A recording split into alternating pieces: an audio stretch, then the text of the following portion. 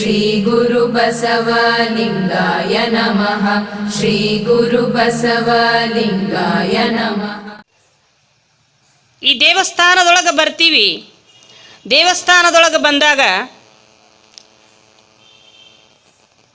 ಎಲ್ಲ ಅಸುರಿ ಗುಣಗಳನ್ನು, ಕೆಟ್ಟ ಗುಣಗಳನ್ನು ಹೊರಗೆ ಬಿಟ್ಟು ಒಳಗೆ ಹೋಗ್ಬೇಕಂತ. ನಾನು ಯಾರು ಅನ್ನೋದನ್ನು ಮರ್ತ ಅಲ್ಲಿ ನೀನಪ್ಪ ಅಂತ ಹೋದರೆ ಆ ಭಗವಂತ ಫಲ ಕೊಡುತ್ತಾನೆ ವಿನಃ ನಾನು ಅನ್ನೋದು ಇಟ್ಕೊಂಡು ಹೋದರೆ ಅದು ಫಲ ಕೊಡಂಗಿಲ್ಲ. ಈ ಪ್ರವಚನ ಬಿಟ್ಟು ಮನೆಗೆ ಹೋಗಾಗ ಕಾಲಾಗ ಒಂದು ಬಂಗಾರದ ಚೈನ್ ಬಿದ್ದಿತ್ತಂದ್ರೆ ಗಪ್ಪನ ಅದರ ಮೇಲೆ ಕಾಲಿಟ್ಟು ನಿಂತು ಬಿಡ್ತಾರೆ.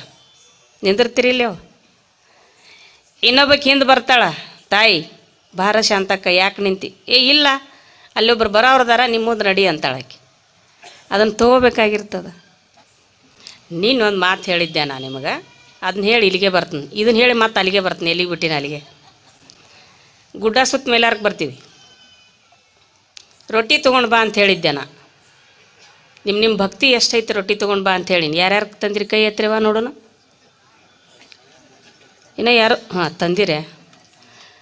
ತಂದವ್ರಿಗೆ ಜೋರ ಚಪ್ಪಾಳೆ ಹೊಡ್ರಿ, ತರ್ಲಾರ್ದವ್ರಿಗೆ ಸುಮ್ಬಿಡ್ರಿ. ತರ್ಲಾರ್ದವ್ರು ನಾಳೆ ತೊಗೊಂಡು ಬರ್ರಿ. ಹೆಂಗೆ ತರಬೇಕು ಗೊತ್ತಾನ? ಶಿವ ಶಿವ ಅನ್ಕೊಂತ ರೊಟ್ಟಿ ಮಾಡಿ ತೊಗೊಂಡು ಬರ್ರಿ. ರೊಟ್ಟಿ ಕೊಡುವಾಗ ಮಠಕ್ಕಷ್ಟ ಅಂತಲ್ಲ, ನಿಮ್ಮ ಮನೆ ಒಳಗೆ ದಿನನಿತ್ಯ ನೀವು ಅಡುಗೆ ಮಾಡುವಾಗ, ಪ್ರಸಾದ ಮಾಡುವಾಗ ಒಳ್ಳೆಯ ಭಾವನೆ ಇಟ್ಟುಕೊಂಡು ಪ್ರಸಾದ ಮಾಡಿರಿ. ಆ ಒಳ್ಳೆಯ ಭಾವನೆ ಇಟ್ಟುಕೊಂಡು ನೀವು ಮಾಡಿರ್ತಕ್ಕಂಥ ಪ್ರಸಾದ ಅದನ್ನು ನಿಮ್ಮ ಮಕ್ಕಳಾಗಿರ್ಬೋದು, ಗಂಡ ಆಗಿರ್ಬೋದು, ಮನೆಯಾಗ ಯಾರೇ ಆಗಿರ್ಬೋದು, ಅದನ್ನು ಏನು ಅವರು ಉಣ್ತಾರಲ್ಲ, ಅವರು ಉಂಡಿರ್ತಕ್ಕಂಥ ಅವರಲ್ಲಿ ದುಷ್ಟ ಗುಣ ಇದ್ದು ಅಂದ್ರೆ ಅವರಲ್ಲಿ ಸಜ್ಜನ ಗುಣ ಬರುತ್ತವೆ ವಿನಃ ಕೆಟ್ಟ ಗುಣ ಬರೋದಿಲ್ಲ. ಒಳ್ಳೆಯ ಭಾವನೆ ಇಟ್ಕೊಂಡು ಅಡುಗೆ ಮಾಡ್ಬೇಕು. ಶಿವ ಶಿವ ಅನ್ಕೊಂತ ಅಡುಗೆ ಮಾಡಿ, ಜ್ಯೋತಿರ್ಲಿಂಗ ಅನ್ಕೊಂತ ಅಡುಗೆ ಮಾಡಿರಿ. ಭಗವಂತ ಬಸವಣ್ಣ ನಿಮಗೆ ಯಾವ ದೇವ್ರ ಇಷ್ಟ ಅದ ನಿಮ್ಮ ಮನೆ ದೇವ್ರ ನೆನೆಸ್ಕೋರಿ. ಇದ ದೇವ್ರ ಅಂತ ನಾವು ಹೇಳೋದಿಲ್ಲ. ನಿಮಗೆ ಯಾವ ದೇವ್ರ ಮೇಲೆ ಭಕ್ತಿ ಅದ ಆ ಭಕ್ತಿ ಮೇಲೆ ಇಟ್ಕೊಂಡು ನೀವು ರೊಟ್ಟಿ ತಟ್ಟಿದ್ರಿ ಅಂದ್ರೆ ಆ ರೊಟ್ಟಿ ಪ್ರಸಾದ ಆಕ್ಕದ. ಉಂಡವ್ರ ಮನಸ್ಸು ಪರಿವರ್ತನೆ ಮಾಡ್ತದೆ. ನೀವು ಮಠಕ್ಕೆ ತರುವಾಗ ಇದನ್ನೇನು ಹೇಳ್ಯಾರ ಅಮ್ಮ ಅವರು, ಒಂದು 4 ರೊಟ್ಟಿ ತೊಗೊಂಡು ಬಾ ಅಂತ ಸಿಟ್ಟು ಗೆದ್ದು ನನ್ನ ಸಿಟ್ಟು ತಂದು ಆ ಹಿಟ್ಟಿನ ಮ್ಯಾಲೆ ಹಾಕಿ ದಬಾ ದಬಾ ನನ್ನ ಬಡಿ ಬದಲಿ ಹಿಟ್ಟಿಗೆ ಬಡೋದು. ಯವ್ವ ಬಿಟ್ಟು ಬೇಸ್ರಿ ತರಬೇಡ್ರಿ. ಚಲೋತ್ತಾಗಿ ನೀವು ತೊಗೊಂಡು ಬಂದು ನಿಮ್ಮ ಶಕ್ತಿ ಎಷ್ಟೈತೆ ಅಷ್ಟು ರೊಟ್ಟಿ ತೊಗೊಂಡು ಬರ್ರಿ. ಅದು ನೀವು ಒಬ್ಬರೇ ಅಲ್ಲಿ ಮನ್ಯಾಗ ಉಂಡ್ರೆ ಅದು ಬೆಲೆ ಬರೋದಿಲ್ಲ, ಅದಕ್ಕೆ ಮನಸ್ಸು ಖುಷಿ ಪಡೋದಿಲ್ಲ. ಇಲ್ಲೇನು ಕೊನೆಗೆ ದಾಸೋಗ ಮಾಡ್ತಾರಲ್ಲ, ಬಂದು ಭಕ್ತರೆಲ್ಲ ಉಣ್ತಾರಲ್ಲ, ಉಂಡವ್ರು ಹರಿಸ್ತಾರಂತ. ಯಾವ ಪುಣ್ಯಾತ್ಮರೇವ ಇದು ರೊಟ್ಟಿ ಮಾಡ್ಯವರು, ಅವರಿಗೆ ಕೋಟಿ ಪುಣ್ಯ ಬರಲಿ ಅಂತ ಹರಿಸ್ತಾರಲ್ಲ, ಅದು ನಿಮಗೆ ತಡ್ತದ ಅಂತ. ಒಂದು ಹಳ್ಳಿ ಒಳಗೆ ನಿಮ್ಮ ಕಡೆ ಪದ್ಧತಿ ಐತಿಲ್ಲ ಗೊತ್ತಿಲ್ಲ, ಹಳ್ಳಿ ಒಳಗೆ ಈಗೂ ಐತದು. ಮಠಕ್ಕೆ ರೊಟ್ಟಿ ಕೊಡ್ತಾರೆ, ಒಣ್ಣೆ ರೊಟ್ಟಿ ಅಂತದ. ಮಠಕ್ಕೆ ಒಣ್ಣೆ ರೊಟ್ಟಿ ಅಂತ ತೆಗೆದಿಡ್ತಾರಂತ. ಯಾಕೆ ಗೊತ್ತನದು? ಒಣ್ಣೆ ರೊಟ್ಟಿ ಅಂತ ಯಾಕೆ ತೆಗೆದಿಡ್ತಾರೋ ಮಠಕ್ಕೆ, ಸ್ವಾಮಿಗಳಿಗೆ, ಗುಡಿಗೆ, ಗುಂಡಾರ್ಕ ಅಂದ್ರೆ ಅದು ತೆವಿ ಹಂಚ ಹೊಲಸಿರ್ತದ, ಕೈ ಹೊಲಸಿರ್ತದ. ಒಣ್ಣೆ ರೊಟ್ಟಿ ಅದನ್ನು ಮಠಕ್ಕೆ ಕೊಟ್ರೆ ಅವರ ಸ್ವಾಮಿಗಳು ತಿಂದು ಗೊಟ್ಟಕ್ಕೆ ಕಾಣಲಿ ಅಂತ ತಿಳ್ಕೊ,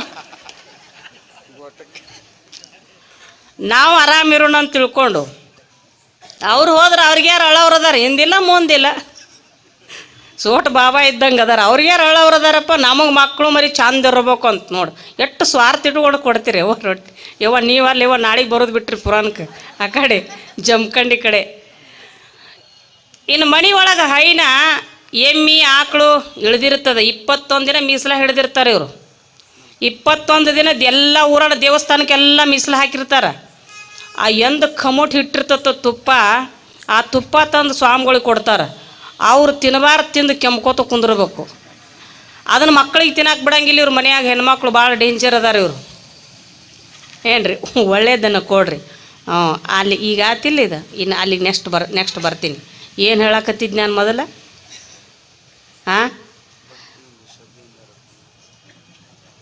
ಸ್ವಲ್ಪ ಹಿಂದೆ ದಾರಕ್ಕೆ ಗಂಟು ಹಾಕ್ಬೇಕು ಯಾವಾಗಲೂ.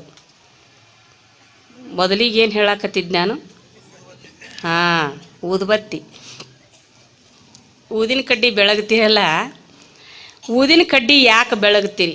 ಎಷ್ಟು ಸಿಂಪಲ್ ಅದ ಜೀವನ. ಎಷ್ಟು ಚಂದ ಮಾಡಿದ್ರೆ ಸಂಸಾರ ಚಂದ, ತಿಳಿದ್ರೆ ಪರಮಾರ್ಥ ಚಂದ ಅಂತ.